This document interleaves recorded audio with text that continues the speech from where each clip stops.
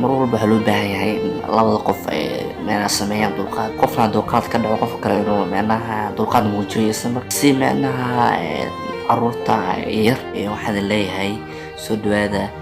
maanta waxaan idin wadaa hees cusub xanuun badan xambaarsan tahay heesta inoo bilaaba daraash ka bixi doonaa.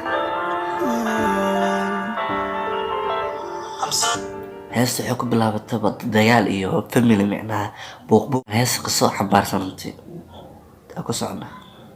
I'm sorry kuma celin kuma soo firin garabkayga marka rabti kuma hiilinin kuma jixin fursad kuma siinin waxaan ku sameeyay only what you ask for waana la socdaa this is what you pray for qalad walba waa gasho dusha saari jiray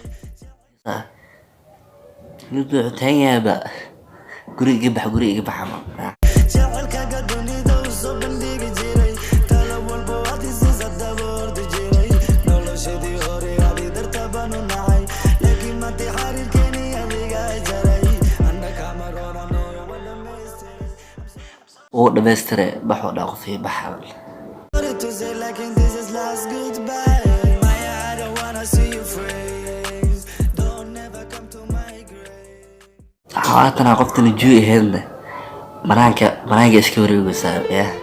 iska saan markay isdagaala family isjecel oo kale ama soo aroos oo kale ama nolol wadaago kale hadda isku dhacan saan kale waa micnaha qofka banaanka aaday my I don't wanna see you freeze don't never come to my grave kala qari labadena freeze leel baliila xoogaa gaalanta uma xasuus ama sidii filmaanta ama qoraxdan hoos fadhiyay lacagna waradinayay sharaftan ilaalinayay kalsooni daro kuguma ridin qoraxdan hoos fadhiyay lacagna waradinayay kalsooni daro qoraxdan hoos fadhiyay lacagna waradinayay sharaftan ilaalinayay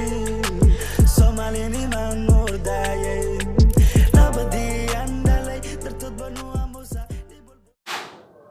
aan dartood baa soo dhahay labadoo dhalana meesha ugu jeeda fiidiyoga laakiin aan leeyahay inuu ku soo daracabo soo fiidiyo u qurux badnaado dibulbulay geeso dhaawacay waa qarsana waqtigu ima helin weli ma niyad jebin waqtigu ima helin weli ma niyad jebin my I don't wanna see you freeze don't never come to my grave kala qari labadena freeze this is my last song for you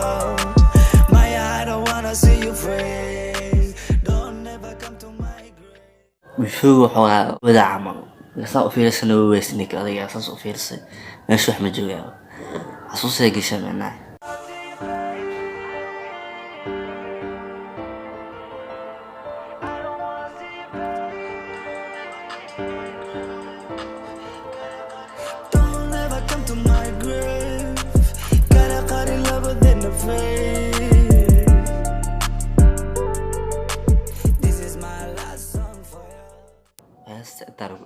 heesta bas dhabe xambaarsan tahay maalmo kale nolosha waxaan u baahan tahay in dulqaad iyo isla joog iyo isfaham iyo si micnaha caruurta yar micnaha u helaan aabbo iyo hooyo fiican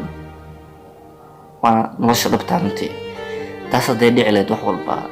way hagaagi lahayd jeclahay intaas ay video kusoo gabayaan waxaan leeyahay